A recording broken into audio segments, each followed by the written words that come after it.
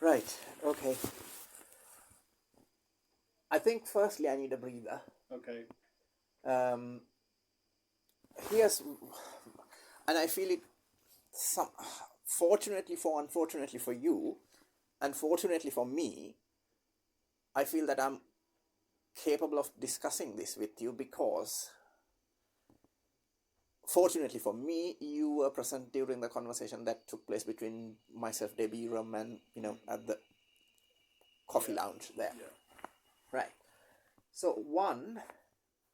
So so firstly, the issue that I'm having is, firstly I thought, okay, firstly when I ran for student, so I've been the student council chair when I was doing my undergraduate just before this, and much bigger university, 35,000 students, and I thought if politics were bad, politics would have been bad there.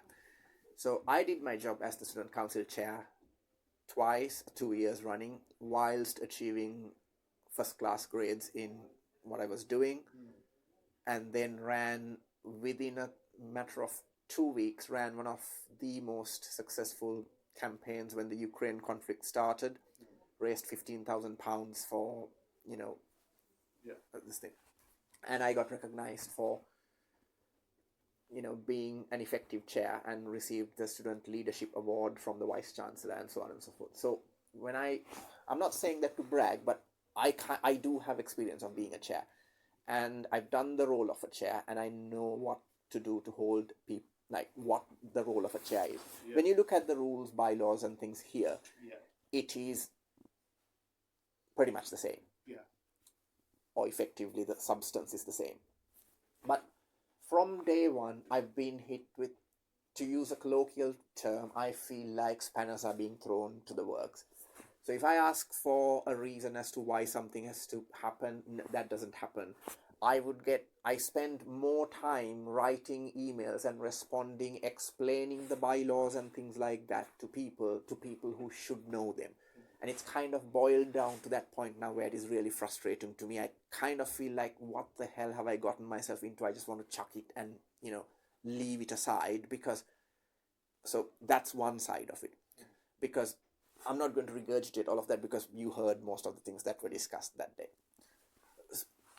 I mean, so I'm at the minute, I've got some emails, not emails, some like correspondence from some students actually thanking me for getting that student council moved to the next, so that, so so I thought, or rather I was assured after that, I mean, this is what Debbie assured me, right, don't worry about it, all that is sorted now, let's move forward, we will go ahead from here.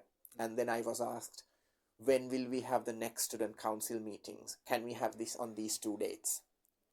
I said, fine, I will speak to student council as it should be, as it says on the bylaws. I will speak to them, I will get back to you. And Debbie was absolutely fine with that. Debbie agreed with that in writing with me. Absolutely fine. Get back to me once you've spoken to student council. So I was going to speak to student council at the next meeting, which is less than 3-4 days time, and if everybody was okay with that, give the dates for that. In the meantime, I did mention this to Debbie. I said, I'm disappointed that you agreed with me to do one thing, but went behind my back and then sent an email to the student council again saying, hi all, here are the dates for the next two student councils. So 2 dates again being imposed from the high heavens, so to speak, without consulting anybody in the students council, as far as I'm aware.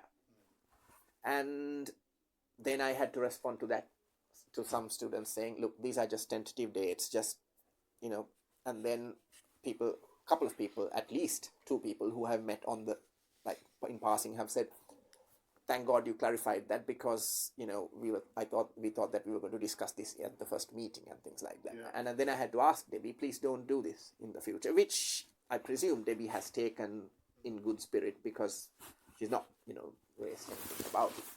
So that's that.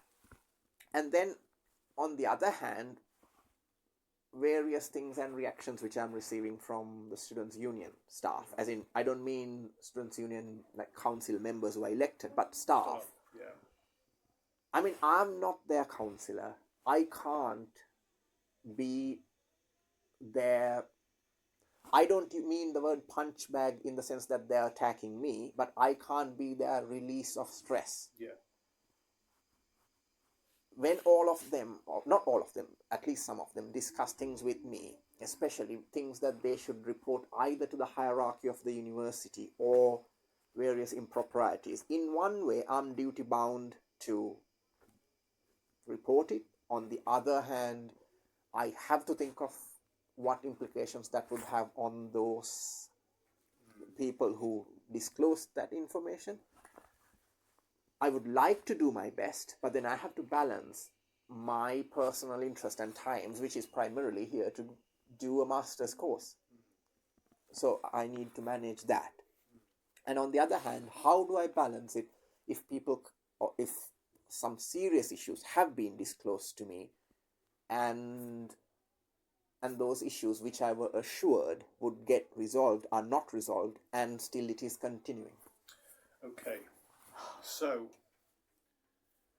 could I ask a few clarifying questions? Bearing in mind that this conversation stays in this room. Yeah, I know. Are the problems that you are getting from staff, are they from the elected officers? Yep. No. So they are coming from, I'm assuming, what will now be the management team. Correct. Within the union. Yes. And they are, correct me if I'm wrong, I'm summarising here. Yeah. They are asking you to do things, or they're telling you things which are completely against the bylaws, which are completely against the governance structures. And the thing is, it is not coming to me, or it has not come to me at all as yet, from the management team. It's coming mainly through one person who asks me to do things, or asks me to agree with things, but off the record does tell me that, I'm sorry I had to send you this email, I've been dictated this email. Right. By so and so. Am I correct in thinking that that's probably Debbie? Yeah, I mean, we had the conversation there. So and am I correct in thinking that she is being lent upon by Lisa? Yes. Right, okay. And as I have been told. I mean, I have not seen the part... the non-verbal bit? The leaning and being dictated, I have not seen. Okay. So...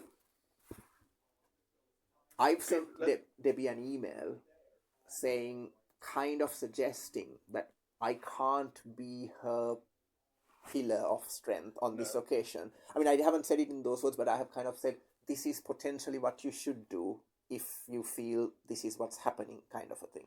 Yeah. Okay. So if you're being asked to compromise the rules and procedures and regulations by the chief executive of the Students' Union, that, as I'm not going to pretend to be an expert on the democracy of things, that is a situation you should not be put in. No. I'm going to make a fair assumption that's a situation that you probably should be reporting to somebody. Yeah. Do you have a clear understanding of who you should be reporting that concern to? Yes. Right. Now, I'm stuck in that sense as well, so I should report it to the elected president. And one of the issues that had been raised is that there was impropriety and collusion between the elected president and the chief executive. Which, again, for a conversation that stays in this room, has been an issue since that person has been in post. Yeah. It is a method of behaviour. Yeah. It's a method of control, coercion. Coercion, yeah. This is a problem that has been flinging around for quite some time. Yeah. If you have a problem with one, you have to go to the other. Yeah. If you go to the other, that tells the other. Yeah. And the two bounce off each other. Yeah. And there doesn't seem to be a way around that. Yeah. Okay, there is another way around that, and that would be to go to the relevant senior staff member at the university. Yeah. About your concerns. Yeah. Because you're not the first person I've heard to say this. Okay. And it has been an ongoing problem for some time. Yeah. And the way that things have been set up and the lack of accountability and the, as you said, collusion Yeah. and co-behaviours that are going along mean that any issue is very easily stamped down. Yeah. So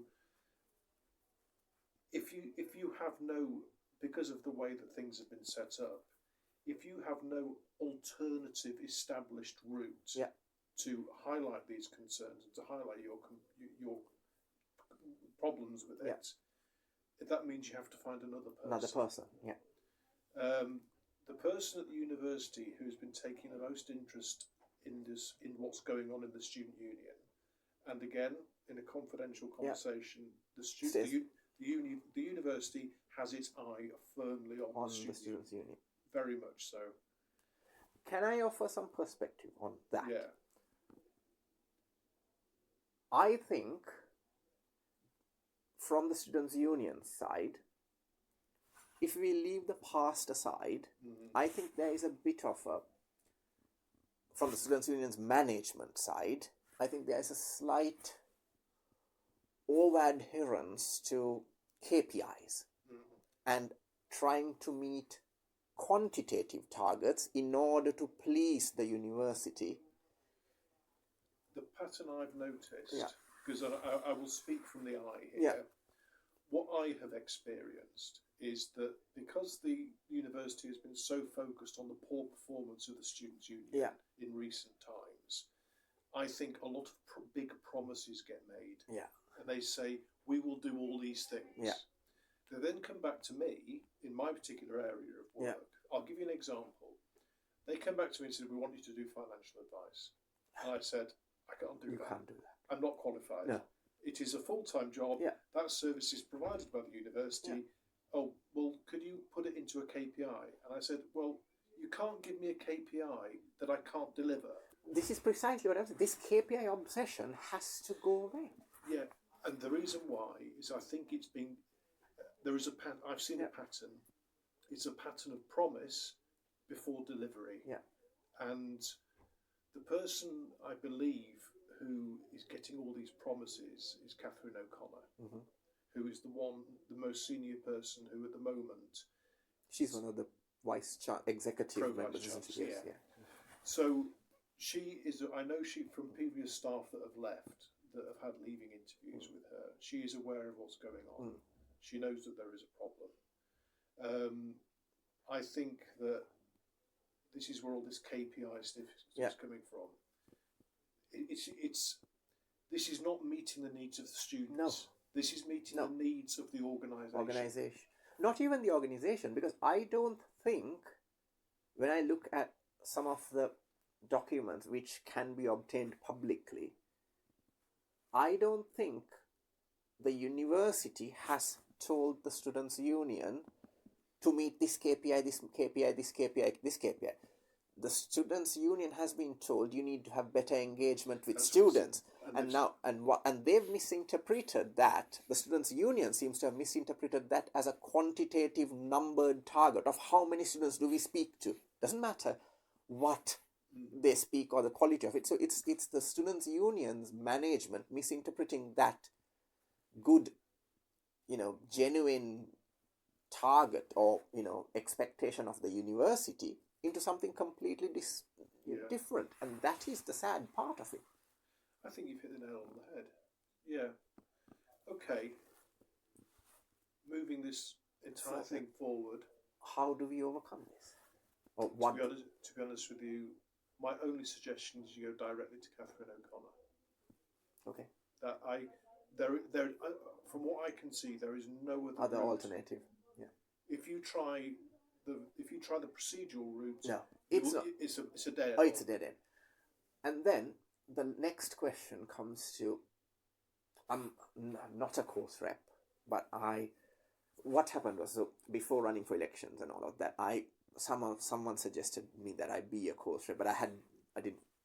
Anyway, the point is, my name was put up as a course rep in the past, and so I got an invitation for course rep training, and a couple of others who are not course reps, who are elected individuals, thought we'll go anyway, sit down, and there's this video that done by you about certain things, and I think that is something I wanted to discuss with you as well, because I can't go to Catherine O'Connor and just say this, and this, because there are some things which I can back up with evidence, but I can't. But then, because what's going to happen is, if I produce the evidence as it is, if what Debbie is saying is correct, poor Debbie is the one who's written all of those emails. She's the one who's said to do all of those things. Mm-hmm. So then I would have to, say, however, I've been told by the person who's writing these emails that she's been dictated these emails by so and so. Mm. That would put Debbie in a very difficult predicament. Okay. And that is my biggest issue. How about having a full open discussion with Debbie, like we've had today, about this, and say, this is what I think is happening, this is what I've observed, this is what I perceive your position to be in all of this. I am thinking of doing this. Yeah. How do you feel about me doing that? I had that conversation. I didn't say I'm going to go to Catherine O'Connor, because I hadn't had that level of thinking of who do I go to, but I've had Debbie is, my personal view of it is, Debbie is reluctant to do that. The reason why, she didn't give a reason, but this is pure conjecture, not based on evidence, is that for some reason she's afraid of that. Well, it would be, because it would be calling, the trail of crumbs leads to Debbie, doesn't it? And at the moment, there's no trail going anywhere else. No written trail, but Debbie is not the only person who's made comments of the sort. Debbie may have been the person who's always been vocally raising it with me, because each time some email or something comes like that, then I tell her, because the email comes from Debbie, I tell Debbie, I'm afraid I can't do this because this is wrong because of this, and this. Mm-hmm. And then Debbie has to come and explain to me, I'm sorry I had to send you that email. It's happened a few times in the past. And there needs to be a move away from the evidence trail. Needs to be an honest one. Yeah. At the moment, it doesn't sound like it is an honest one. No, it's not, because the reason why I feel that I can't put Debbie in that position is because, for whatever reason, I'm not trying to diss Debbie in that sense, but if Debbie was strong enough, Debbie would have said, sorry Lisa, I'm not sending that email. If it was someone who could stand up to Lisa, and Debbie mentioned that Lisa, to use Debbie's own words, Lisa fills the Students' Union with people whom she thinks that she can coerce and manipulate. So I'm afraid even if Debbie doesn't realize that, it appears that's what's happened, because Debbie is, in the first few interactions that I had with Debbie was like, no, we need to change this, we need to do something about this. But then, after some of these things, Debbie is like, no, we can't do anything about it, that's that. We'll have to put those conversations in a box, put it there, kind of a thing.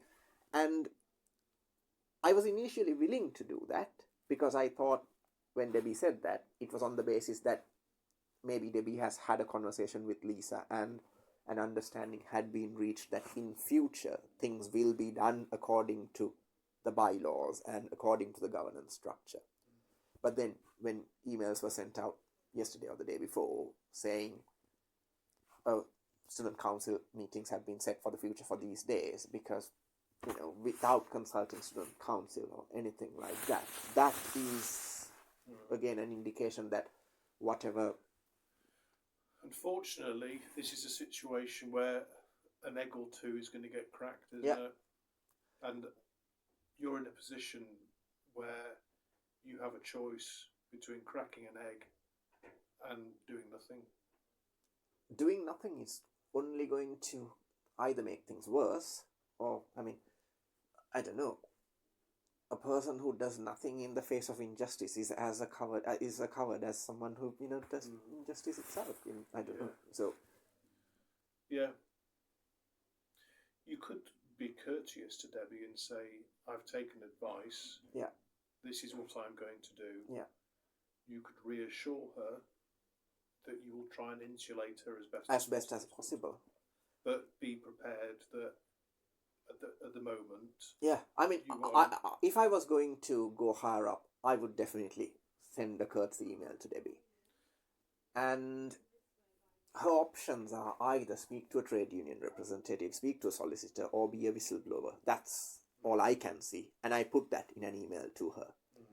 Now, if she does not, because revealing something to me, I mean, I don't know whether she will be a whistleblower based on what she has disclosed or not. But in any event, I don't think disclosing it to me is going to be classed as a whistleblower's disclosure, because I am not within her chain of command or anything of the sort. So I will insulate her or protect her as best as possible, because all I can do is explain the facts that as I see, should I choose to go to somebody and say this is where this information is coming from, but the person who has written these emails have said this, this and this to me. That is all I can do. The other thing is, I know you can't breach confidentiality, and I'm not expecting you to do that at all. But would you be breaching confidentiality if you state at some point, if there was something going on, as in if an egg or two was cracked, if you mentioned that you're aware of the situation because of what other people have said to you, or if let's say a hypothetical situation, yeah. Let's say you go to Catherine O'Connor. Catherine O'Connor comes to me and says, "I want to talk to you about what you've witnessed over the last 2 to 3 years." Yeah. I would be honest with my opinion. Yeah. I would not break confidence. No. I can say this is what these are the behaviours I've witnessed. Yeah. This is I wouldn't. I'm not in a position where I can go to Catherine O'Connor. No. However, if Catherine O'Connor came to me yeah. and said, "I would like your opinion on these things," yeah. I would provide that. Yeah. But I would protect the identity of the people who come to. Yeah. I do know anecdotally from members of staff who have left and kept in contact with me that they have all informed Catherine O'Connor of their problems and their concerns within the SU. Okay. So you will not be walking into uncharted territory, as in I would not be the person You won't be the first. I won't be the first, and I'm not the one who's starting to rock the boat. No. Okay. That's my understanding of that. That's what I've understood as well, but my view of it is this. I don't want to crack eggs if a situation can be resolved without cracking eggs. Now, there's two sides of that. When I think about it, it may be that for the year or so, few months that I'm here, everything would fall into place, and Lisa would pretend that, okay, fine, we are doing everything by the book, and when a new chair comes over or whenever, that everything will change. Or things could change for the better. Now, from what I've seen up to now, I'm not hopeful of that happening. But even if it was a pretentious change for the first few months or for the next few months that I'm here, then I think that's a better achievement than not having anything at all. Because the alternative is, if we crack some eggs, we crack some eggs, but how is the culture going to change? Yeah.